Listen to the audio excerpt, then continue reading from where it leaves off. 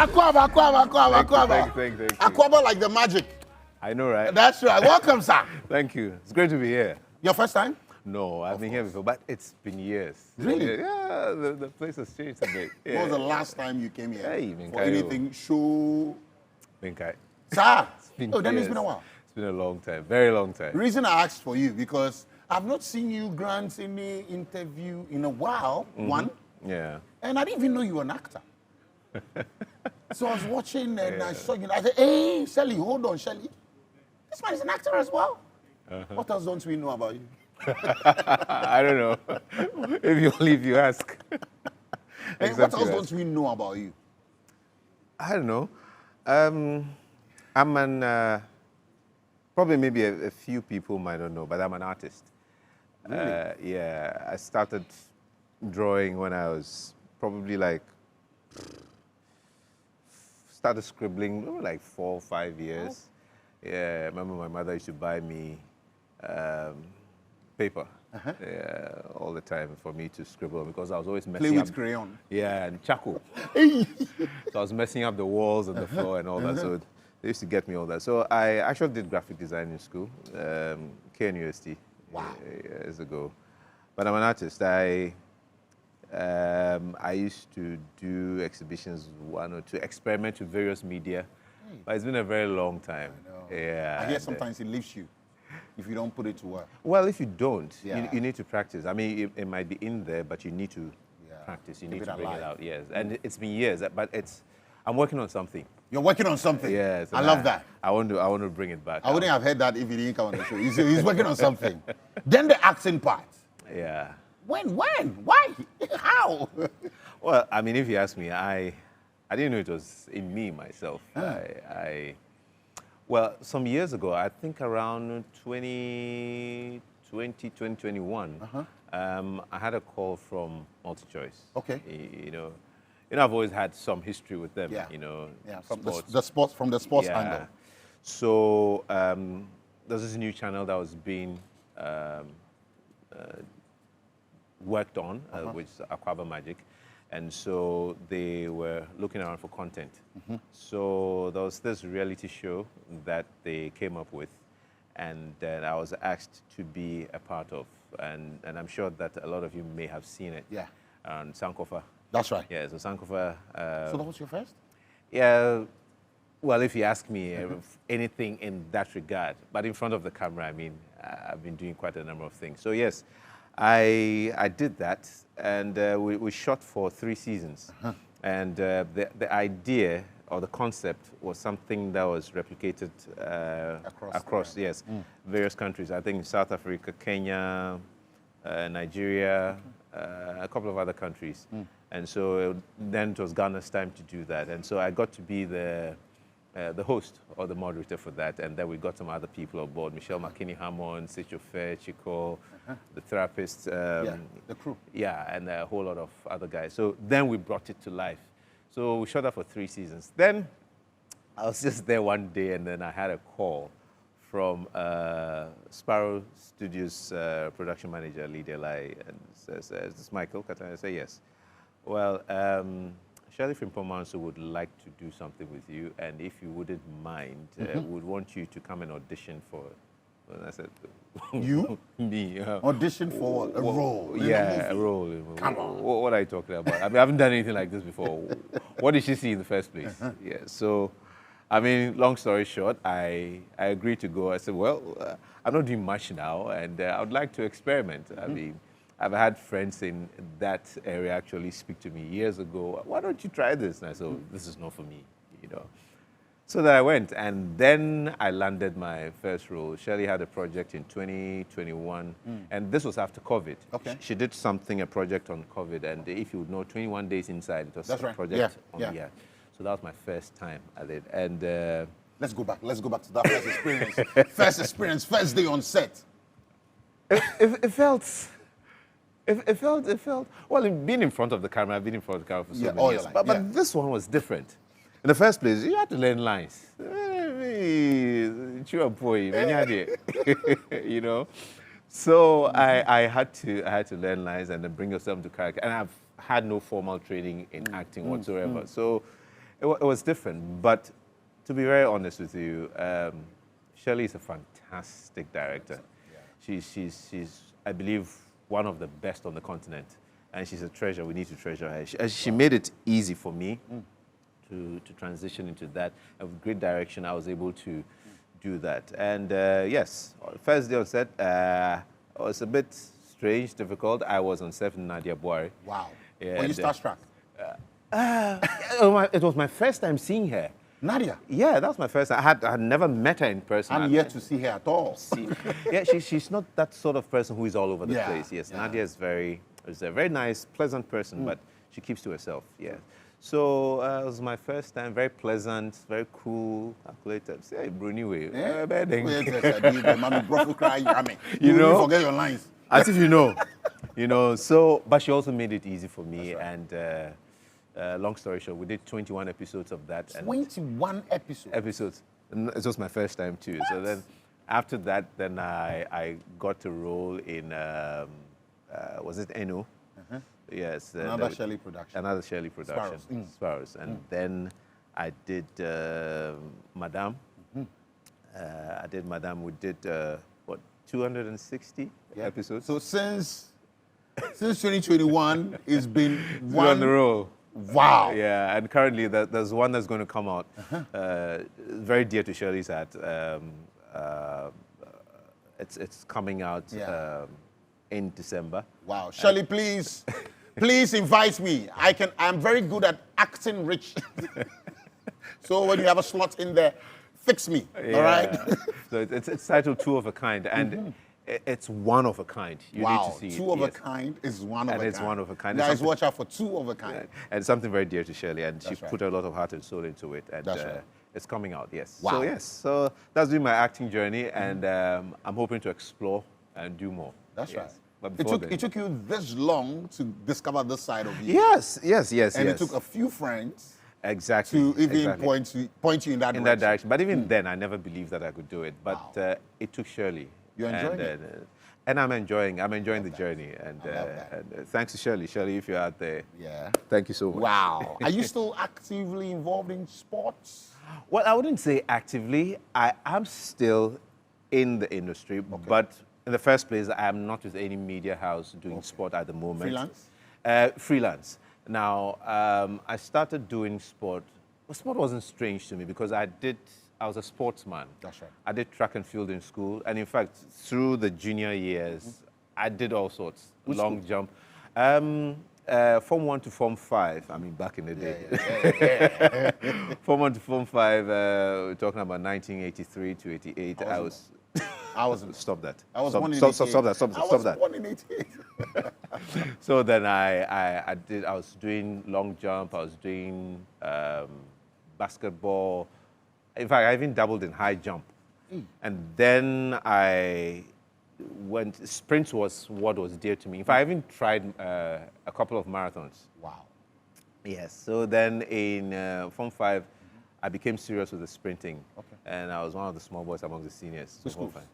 This was Pope John. Oh, sharp. Yeah, Pope John Senior Secondary. And then in sixth form, I went to Kwapaman, and then I went on, I was doing the 100 and 200 meters. And on to KNUST, and I was running for KNUST. I was always a part of the 4x100 team for KNUST. But a bad knee injury cut it short. I was hoping to really take it far, but it didn't really help. And I did a couple of mobile games back in the day, if you remember. I featured for the Greater Accra region. Those were the days where we had Nelson Boateng, if you remember. I do not remember. You see, those when were you're talking national about athletes. age, let's limit my bracket for me, I beg you. Yeah, the senior Miles Mills, Akojiram, and those guys. I mean, these were the top guys who ran for Ghana back in the day. Wow. Solomon Amegache back in And the those were days. like your colleagues?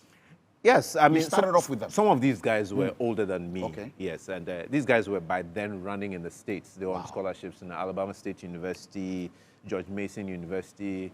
Yeah, so I mean, those guys were way ahead. I remember there was one race that I made a report of. Oh. Yeah, because I was in heat 2 of the 200 meters, and who was it? Was it Miles Mills? No, Tufo Kora, Emmanuel Tufo was in the same heat as me, and he was just 2 sports. I was in lane 2, he was in lane 4. Okay. And by that time, Lycra and things had come out fresh and Charlie, and they had it wasn't a Discman, it was something else. So just cook. Something like that, you know. And it was, Your vim, bisa. Charlie, Bibi Johnny. Ow. You know, so on your mark, said go. The guy left and No.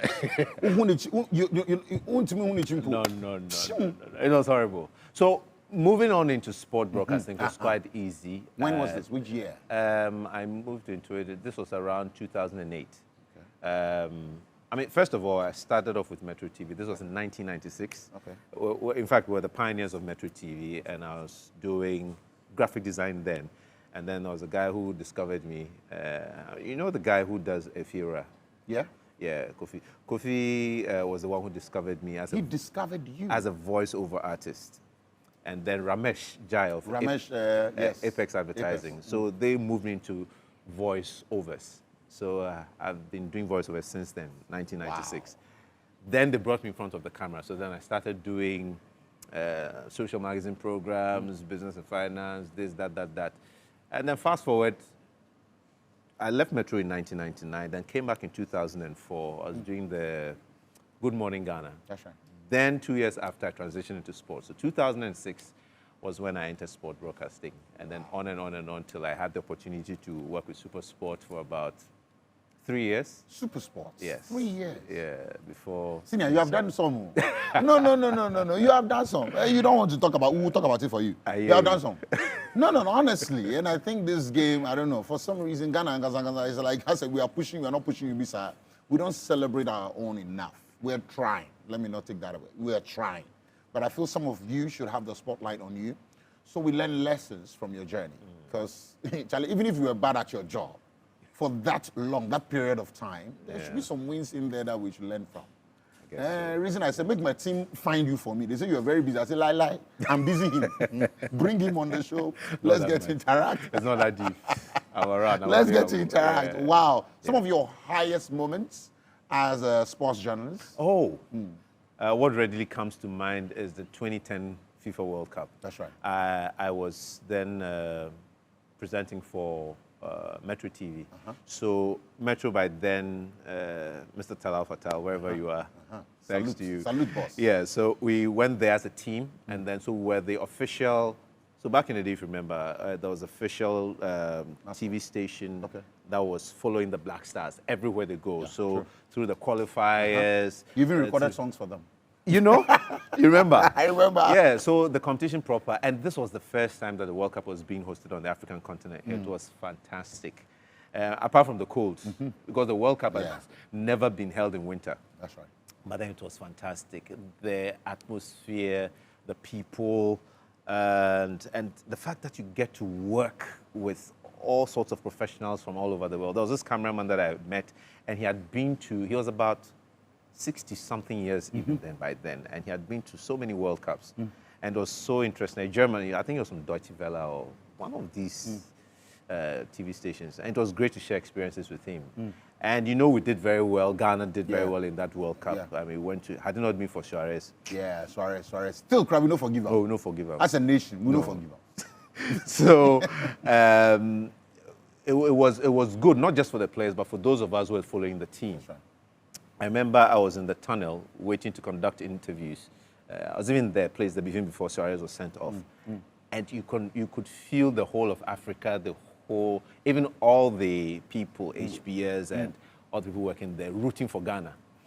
You know, interviewing the players, coming up close and personal. So till today, I'm still on very good terms with a lot of the players. And that was my highest moment. Of course, we've done a couple of AFCONs, but the World Cup was really... 2010. Yeah, 2010 was great. Fantastic. Your honest take on the current Black Stars and the state of Ghana football right now. I know it's an area a lot of you don't want to go because, Charlie, a lot of emotions to play here. But your honest take. This is digging into your heart. On the current Black Stars and the state of football. Yeah, the two. I mean, let me do a little bit of state of football currently before I move on. I mean, when you talk about football, football has retrogressed. I mean, let's call it speed a speed. I mean, when I was growing up, local football was it. I mean, there are a lot of reasons why football has dipped in terms of performance, its appeal and all that. I mean, back in the day, professionalism wasn't really that big.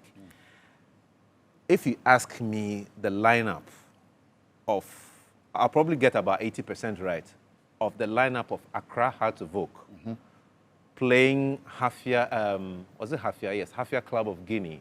And back there it was clubs championships. Okay. Yeah, it was the modern version is the Champions League. But this was within Africa. Yes.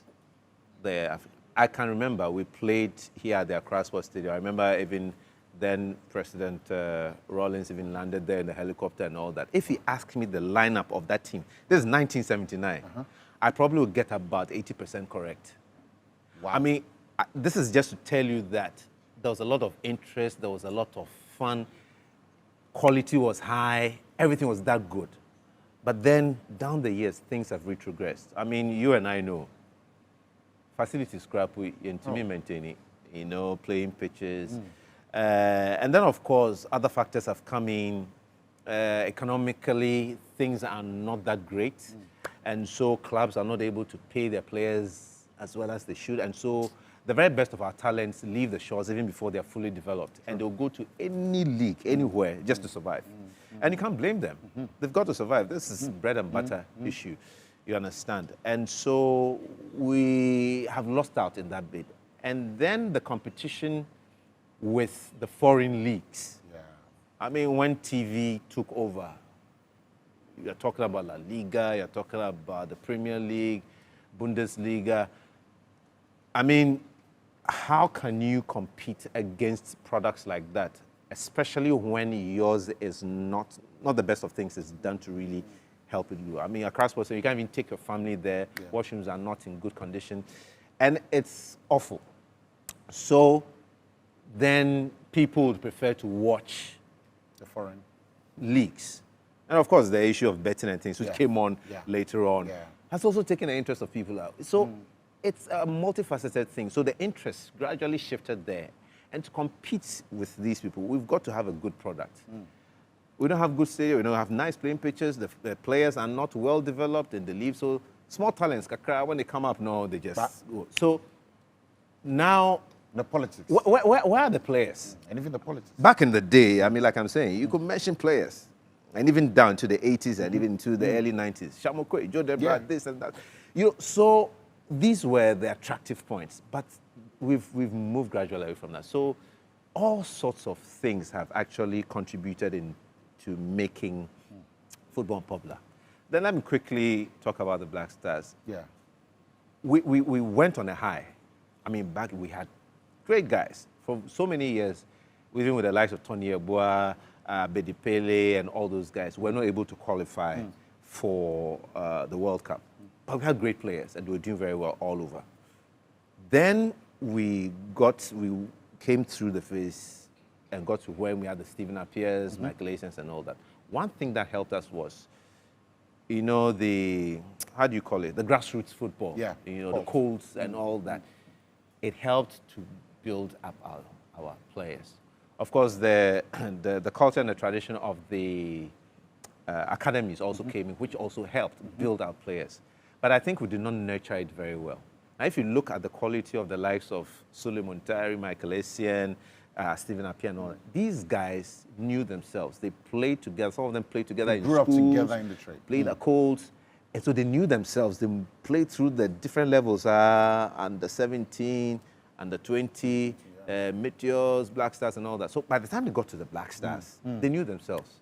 And no matter how far and how long they play away from each other, just call them. In a matter of the chemistry and thing was there. So it was easy. And that is why you should realize that, of course, we wouldn't forget about our, God rest his soul, Ben Kofi, who did his special project and unearthed a lot of these talents. So we had a conveyor belt that brought these guys together who also knew themselves. So for a very long time, we had this set of players, but we did not work on going back to producing these guys and running them through the conveyor belt to replace them. And believe it or not, every country goes through that. Brazil, Germany. Germany goes through, I mean, Germany is a classic example. Early 2000s, through to 2010 and through 2014. We saw how they rose, dipped, and then became better again. If you don't work to replace them, you'd always have a problem.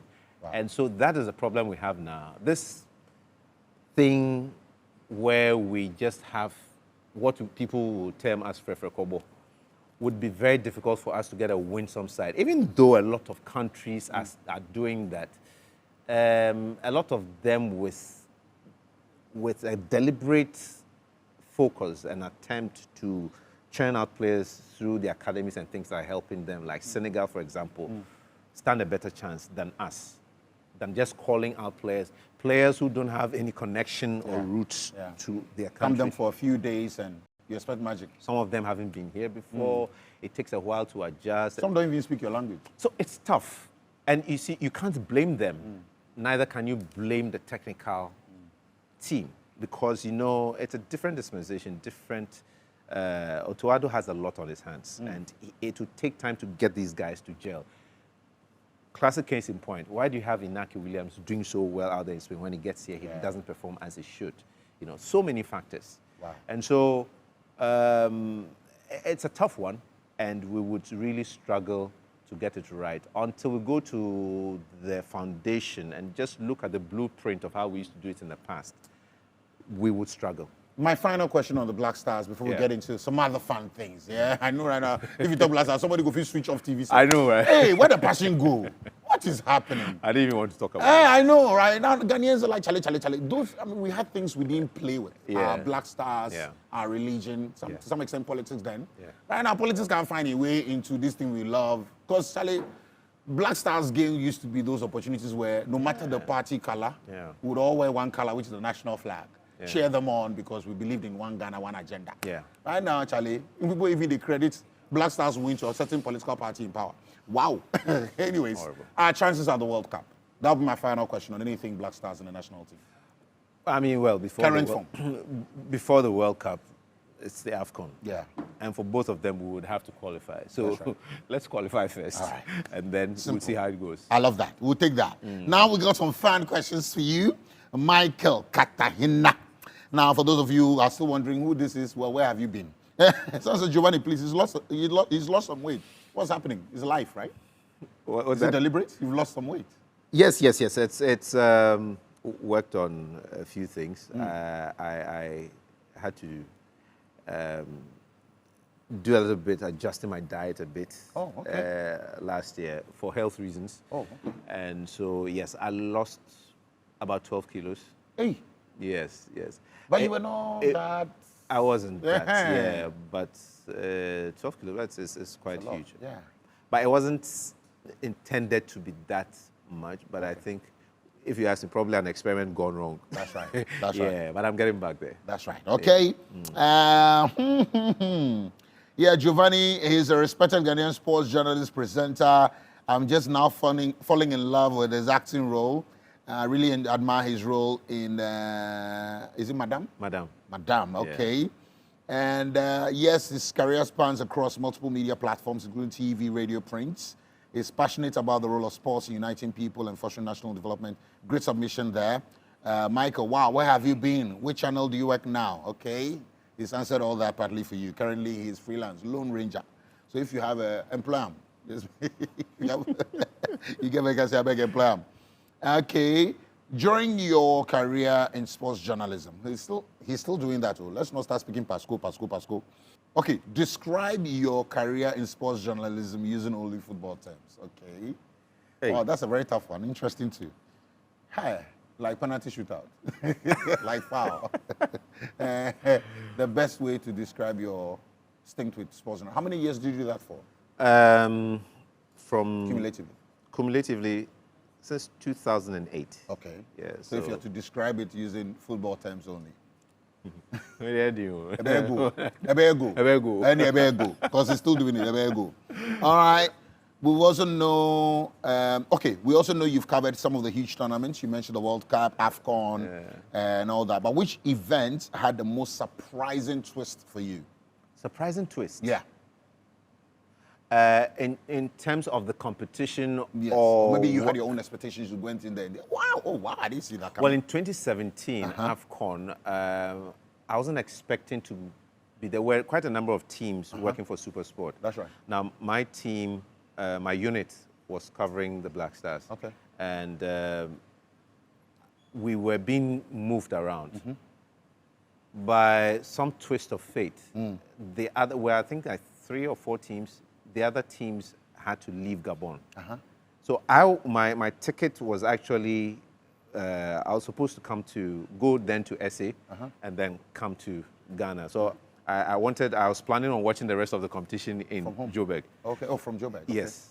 But by some funny twist of fate, I had to stay through and then did the semifinals and then the finals. And that was my first final, actually, doing it there. And it was awesome, mixing with all kinds of people. It's just that I'm French in canteen. Oh, yeah, then I'm a baby. So, vous allez nous connaître. Like, I said, bon, and I said, bon.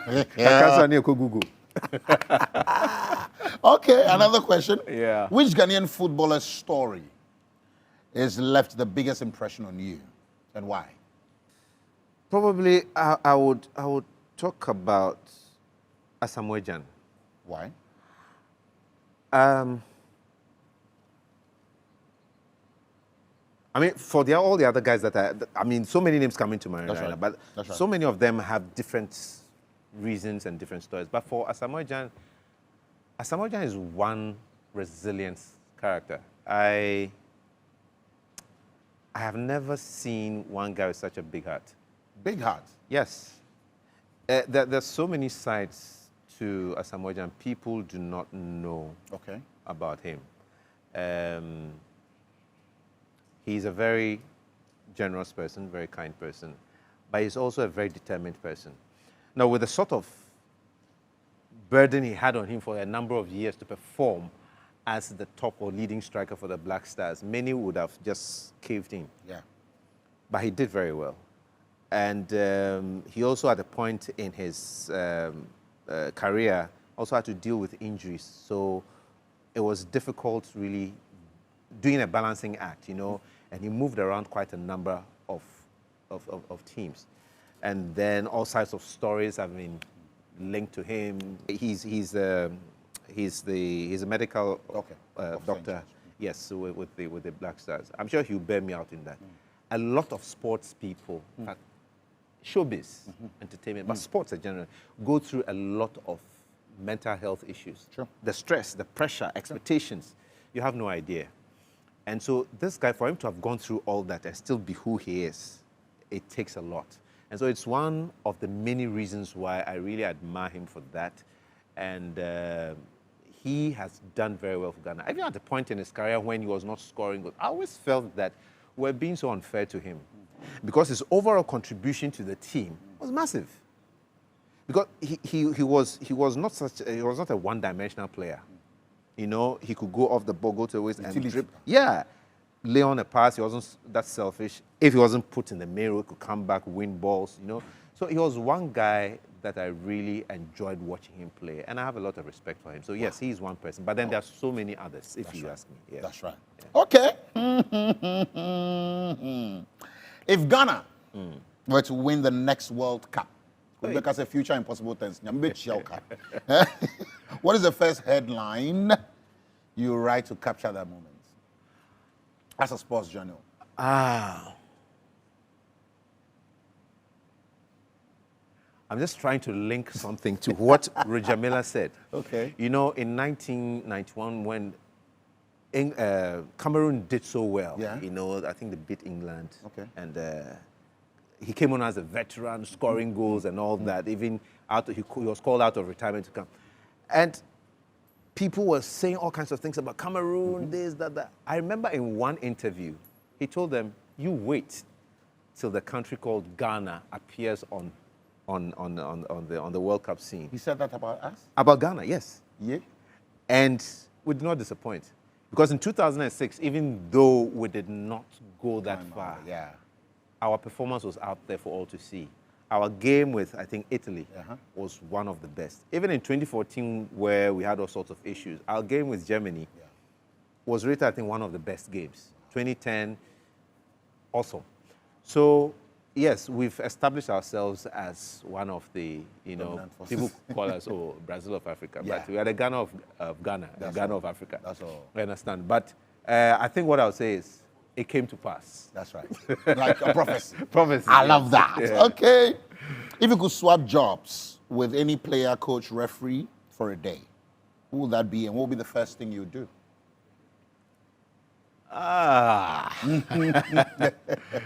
If I would swap Jobs, roles.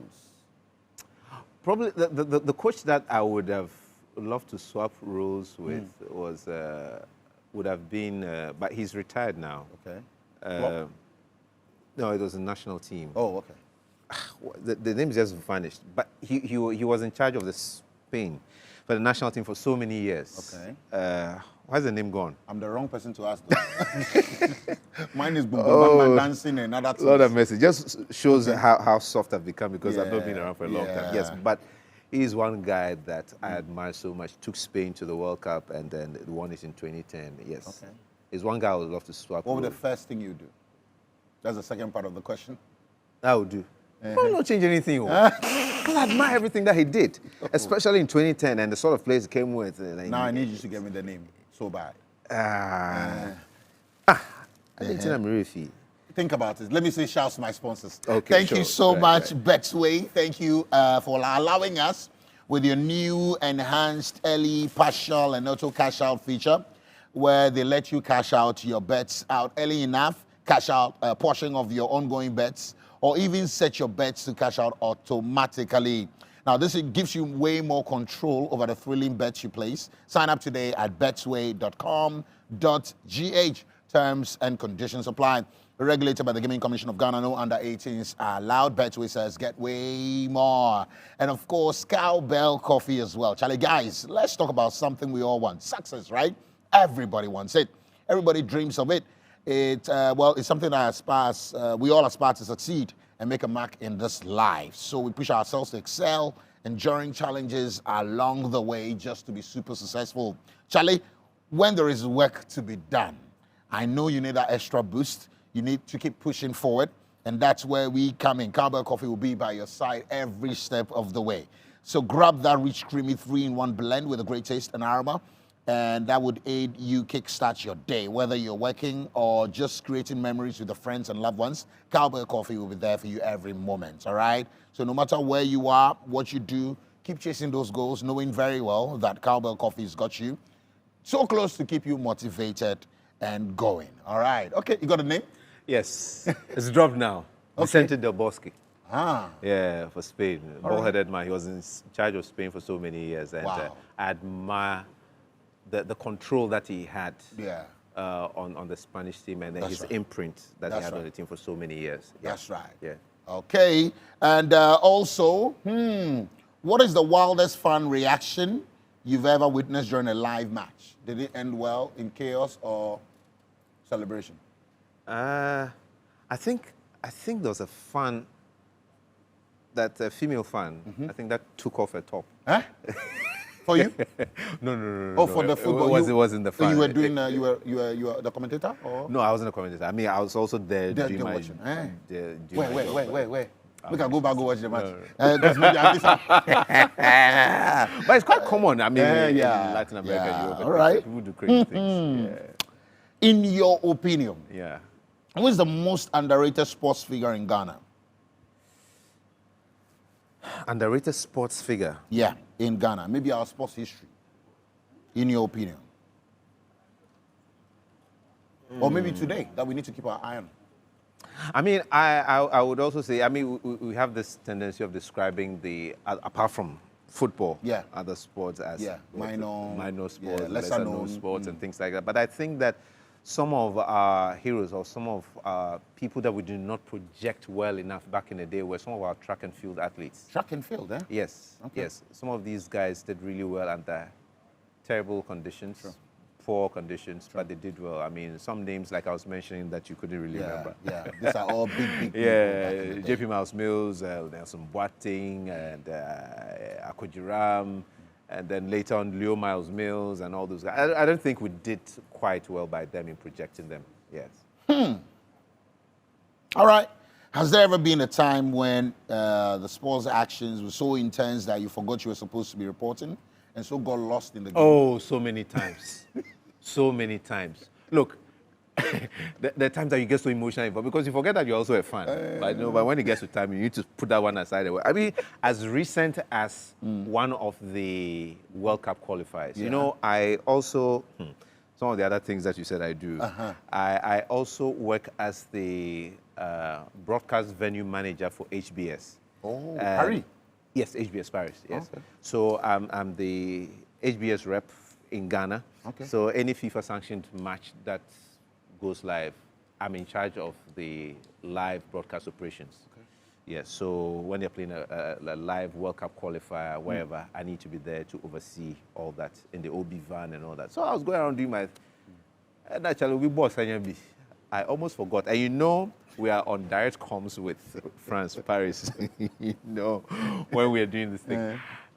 Right through the game, before the game and throughout the game to the very end, you know, so that they monitor what's doing. Because everything we do here, we send the live feed to them, and they even do the graphics from their end. Okay. And they beam the feed to the world, whole world. I screamed. Go! I got angry because somebody did something wrong. I forgot that I was working. And then somebody was saying something in French over there. You know, then I came back to consciousness. Yeah, realized that my friend, you know, so that's what. And most of my friends, even on mass radio, sometimes, mass saying, I say, hey, mass show. I mean, my very good commentator, and I say, my very good friend, Sadiq Adams. Everyone Sadiq, knows. yes, Sadiq.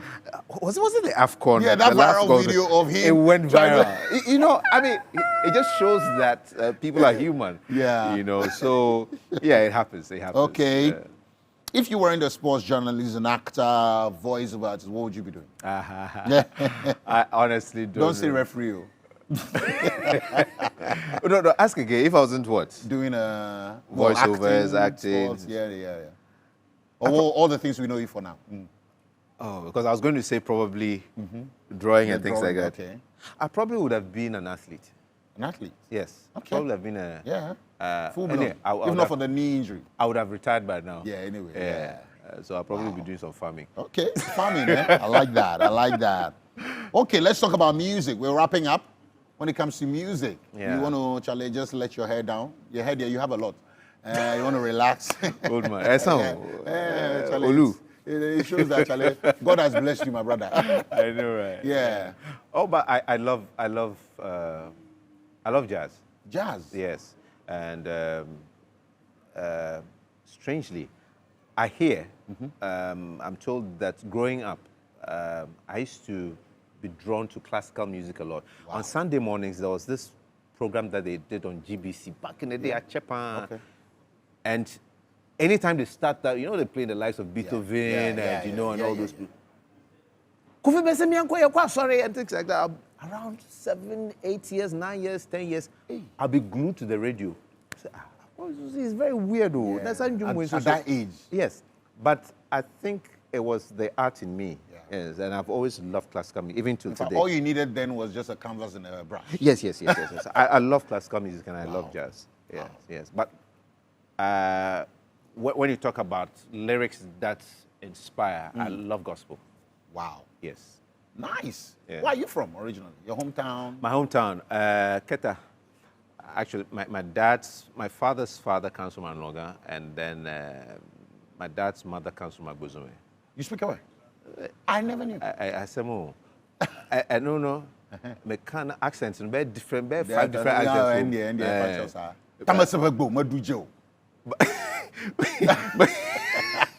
You want me to say something you understand? My brother. Be careful.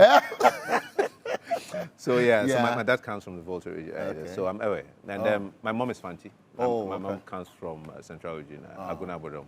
Nice. So nice. Yeah, so my dad is, we come from Keta. I want you to leave this set with a word of advice to young people coming up. Yeah. And I want this to be different from all you've ever said, you know, either on radio, TV, in print, any of your social media, but about life as you see it now. And also, before that though, before that. Yeah. how to stay sane as a creative. People who are overly creative have that tendency to either be overly ambitious or feel like I'm still marking time, even though they've achieved a lot for themselves. You feel like I no catch, I no reach. There's so much pressure on you, and it's mostly self-imposed. You also fail to live in the moment. You're always, I want to, I'm planning, I'm thinking, instead of living in the moment. So what has worked for you over the years that you can share with us I think before that? What you're saying is very true. Yeah. And a lot of it, like you said, is self-imposed because you want to achieve so much, you want to do so much. But I think most creatives have what I refer to as a restless soul. Yeah. You're not satisfied with what you've done till you move on to the next and you want to outdo yourself. And, so I wouldn't totally blame creatives for saying that it's self-imposed. We just want to do right. You just want to do better each time. What I would say is try to find an outlet where you let your hair down. Try to find an outlet, be it reading, going on holidays, gym walks, anything that relaxes you. For me, for a very long time, it was listening to music, and I like to travel, but it's just getting you to travel. Okay. We travel from the bedroom to the living room. And then drawing also has a therapeutic effect. True. But I haven't done that in a long time. But it is very difficult, and that restless soul within you, which wants to achieve so much, drives you almost insane. So you need to find that outlet, and having a good support system around you also helps, and having good friends, family, loved ones also helps. So that's what I would say. Wow. All right, then the advice. And then also maybe one voiceover trick be for us. Okay. Well, I'll allow you to do one for us right now. Okay. So the young ones of today, I mean, I keep saying it, you're young at heart. You're young at heart. We feel so entitled. We feel that things should come to us, Life isn't like that. First of all, no one owes you anything. You've got to work for everything. And don't think that you are entitled to something. Things ought to come to you. Young ones don't want to work hard, but they still want the results. One thing I see going around, and I see, it's funny, young ones don't want to give out respect. When you mention something about respect, he's got to earn it. You think they're gray hair, but you just say, But interestingly, they are the ones who also get riled up, or they get offended when they don't get noticed, or they don't get that sort of, what's the word? They don't get recognition that they so much want. You understand? But it's a give and a take thing. You need to recognize where, it's like give Caesar what Caesar's. That's right. Give what is due, give the necessary respect where it's due. And then it'll come to you with time. And you also have got to realize that, look, like I'm saying, no one owes you anything. You've got to work, and that nothing good comes easy. And patience. That's right. Patience is very important. It's very, very important. Whether you are Zoko, just patience. I mean, we've all suffered from that. Yes. I mean, at various points in time. That's right. Yeah. Michael Katahene. Voiceovers. I've loved doing voiceover. I've been doing voiceover since 1996. I've done hundreds, thousands. I mean, done it for brands. Wow. From the days of Spacephone, Ariba, to MTN, Mobitel, Tigo, UBA. I mean, people know my voice. That's right. You hear things like UBA, Africa's Global Bank. That's me. You did the UBA one. UBA, Africa's UBA, Global we are bringing Bank. the invoice to you. My people there, you have money, Niger money. Stanchard, here for you. Wow. And we've done all sorts of things. Cargill. How about the telcos? Telcos, yes. We've done, like I mentioned, MTN, Mobitel. Wow.